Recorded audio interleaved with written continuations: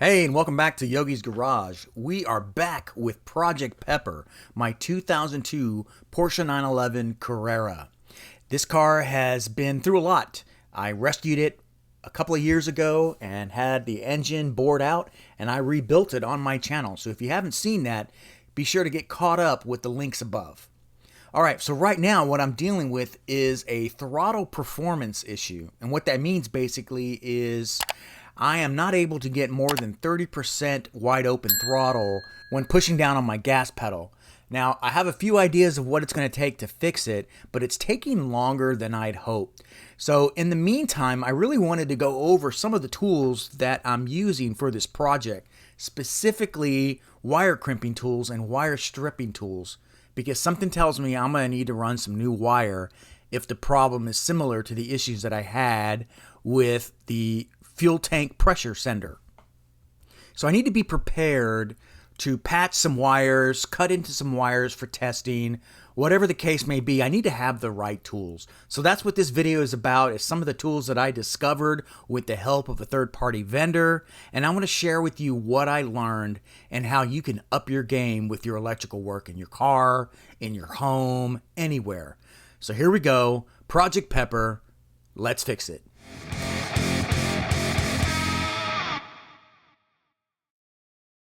I want to also show you is a new tool that I got. A company called Iwiss reached out to me and asked me if I'd be interested in reviewing some of their wire stripper tools. And this is one of them. This is a really nice, look how that works right there. It strips the wire. And as you saw when I was on the DME, I used this to expose some copper so I could run a 5-volt test. And then I'm using liquid electrical tape to seal that up. So let me show you again on the workbench how this works and where you can get this. All right, so I've got myself some bulk wire here. It doesn't matter. This thing works from about 14 gauge to about 22 gauge. It's adjustable here. And it also has crimping on the end, which is really nice. You can have one tool for both. And it also has a wire cutter. So pretty darn handy for general electrical use. Not necessarily just for automobiles, right?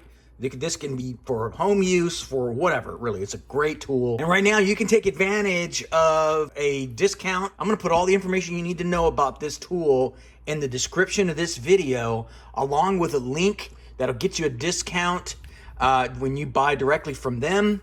And this price here, I believe it was like 20 bucks. So it's not that expensive, but let me show you how it works, right? All right, so there's a couple of different ways that I've used it so far. First and foremost, it is so much easier to strip a wire to length like this. Check it out. Boop. Look at that. No matter what length you need. You got too much? Cut it down to size. Now, what I also used it for is I used it to create a gap in the insulation so that I could run a voltmeter probe on it and see if I got voltage. So let me show you how you would do that. So you basically do it the same way wherever you can get access to it. And then instead of pulling the trigger all the way, you want to just pull it a touch like that. See? And then now you've got yourself an exposed wire. And then if it's not too far off the end, you can always just slide it back down. But I also use liquid or regular electrical tape to close that up. So again, this is the iCrimp by Iwiss. This is the ICP338. Great tool, super easy compared to the other ones. Let me show you the other type of wire stripper that you've probably seen. So here's an old style wire stripper that we all probably have one in our toolbox. And you notice that it has sizes already listed. So what basically you surround the wire and then you pull and strip. But the problem is in enclosed environments, you're pulling and stripping and you can be hitting your knuckles. These things get dull really easy. It's not precise. So out with this tool and in with this one. So, you know, sometimes patching a connector is probably the best way to go. You know, you can use some solder seals to get it done, but other times you may need to de-pin the connector and repin it if the wire is corroded. And as you saw with this car, that's highly likely that the connectors may be corroded. So what you can do is you can splice in another wire, or you can just de-pin this and reconnect it with a new connector. And these types of connectors here, these are called barrel connectors. And this is an open end barrel connector, but I also have a closed end barrel connector that I want to show you as well. So this car is 23 years old, right? I mean, it needs to be addressed. And some cars, like the convertibles, tend to corrode faster than the non-convertibles. And that's the case here. So let me show you what the crimping tool looks like. But first, what I want to do now is I want to demonstrate de-pinning the connector so you can see how easy it is with the proper tools. And then I'll show you what it's like to crimp a new barrel. And then we can show you what it's like to put it back in. All right. But so speaking of the right tools, the iCrimp kit. Now this is an open and closed barrel kit, and it has everything you need to repair a connector or to install a new barrel connector, male or female. The only thing it doesn't include are the actual connectors, so you'll have to supply that yourself, and they're not cheap.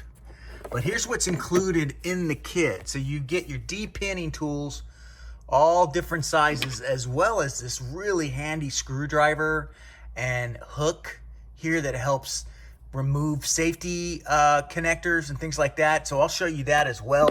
And then of course the crimping tools themselves, it comes with 3 for different sizes, from 12 to 18 to 20 gauge, and then as well as these open barrel crimpers, but I have a ratcheting one, so I may not be using that. All right, so we got to de-pin this, and I want to show you what this is for so that you can see how easy it is. So oftentimes these connectors have little safety protection, safety protectors or blockers here on the bottom to keep the pins from popping out of the connector. So you'll need something to yank that out. And like I said, that other tool is perfect for that. Let me just get it. So you take this little claw, and then you can just get inside that safety connector and just pop it out. And then the same thing here. Now these have already been pre-popped out, right? But I would put my tool in there and then pop that out, and that will that'll keep it from locking me out, so I can get that pin out right there. All right, so let's do that next. All right, so what you need to do is you need to get the proper size de-pinning tool and put it in through the top. And you need to get the one that goes around the barrel, that fits around it, because you're gonna have to push back those locking teeth in there to get it out. So it's gonna go something like this, and I'm not gonna be able to do a full demonstration because I'm down a yogi mama. So you push that in like this and push, and then it'll de-pin it. So let me go ahead and do that off camera, and then I'll show you when it's done. All right, so once it's pushed in, it'll make a little popping sound, and then you can see the end of the connector, and then it should just come right out like this, see? And see, this is a barrel connector, and you can see those little hooks or teeth, those locking mechanism right there. That's what you gotta push down. And then there's the open barrel crimp style, like I said. So you can go with open barrel, or you can go with closed barrel, depending on the style of the connector. So this one here is gonna be a open barrel connector with the teeth on it to lock it in place. So let me demonstrate that now. Now that that's out, and you wanna run a new wire, this is how you'll do it. So you'll need to get yourself some new open and closed barrel, and make sure you get the right size. These here are 18 gauge. The ones that I was showing you over there are the larger ones, like the 12 gauge or 14 or 16 gauge, the thicker style. But I'm gonna demonstrate here on this style. And then over here is the open barrel style, which you use a standard crimper or a pair of pliers to close those up. And I'm gonna show you the easiest way. Once you do it this way, you'll never wanna do it any other way. But notice here real quick that this isn't the right barrel or connector for that replacement there, right? It has some teeth there at the bottom. that lock it into place, but nothing else to hold it into the plastic housing. So be sure you get the right kind. But now we got to get some wire. So I have some wire here, and we're gonna need to strip the end off just enough.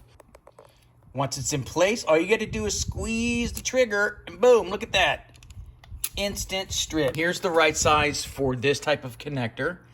It is a 14, 16, and 18 gauge closed barrel. This little thumb screw here is to adjust how strong you want to create your crimp. And see, there you go. Set it in there like that.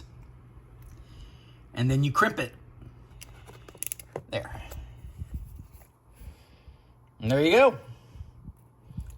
Solid. It's not going anywhere. Then you'll take this